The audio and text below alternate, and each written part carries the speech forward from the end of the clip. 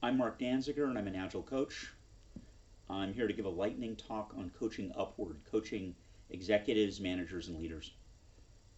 So my definition of done is I want to present out some issues that I perceive in our overall practice in coaching upward.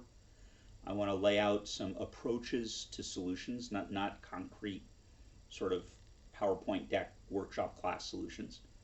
And I want to ideally spark some thinking in you all about how do I personally deal with this issue of coaching upward, of coaching more senior people in organizations. If I can do those things, I think I've succeeded, so hopefully I have, and let me know if I did or didn't, please. What are the issues? I see four foundational issues in the practice of Agile coaching upward. First, that we as internal and external change agents and coaches are usually not invited to coach leaders.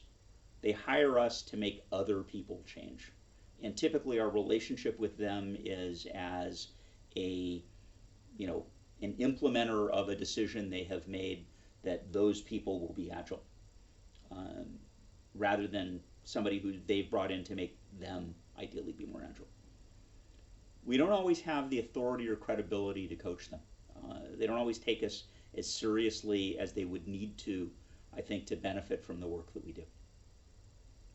We don't have in our practices solid rubrics. We don't have solid playbooks for how we would go and would support change in people who operate at those levels. We have some PowerPoint slides and a couple ideas and some bullet points and some great conversation, but that's about as deep as I think it typically goes.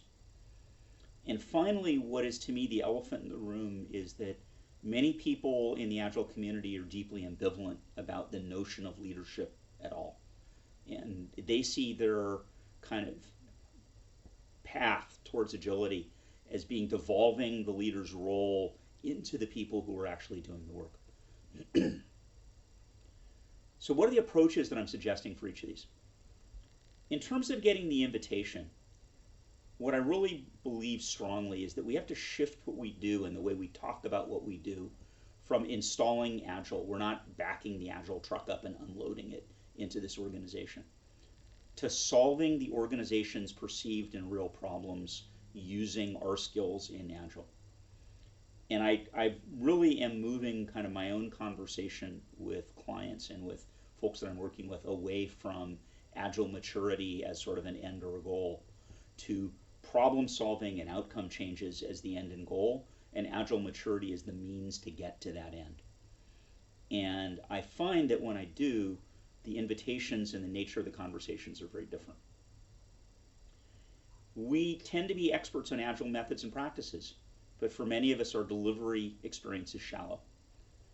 We need to have the ability to really understand and empathize with people who are facing very challenging delivery problems on a daily basis in order to gain their trust and to have them look to us to be their guide in the journey they need to go on. I say all the time, and I'm joking a little bit, but not entirely, that it would be great for Agile coaches to take sabbaticals every couple years and spend 6 or 9 months in a delivery role and improve their delivery chops and their empathy for the people doing delivery in that way.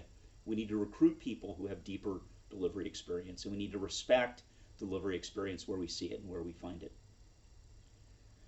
We have highly, highly developed patterns for teams and teams of teams and role players in teams and work definition in Agile. That stuff works. It's been done. It's a path that's well trod. We don't have a similar path for helping leaders be better leaders in the context of agility, and we need to develop one. A lot of developing it, I think, is going to involve reaching out to the broader management theory, management training community, and really understanding what the current state of play is in that world, and both bringing the Agile flavor that we can to that mix and pulling what they know into our practices.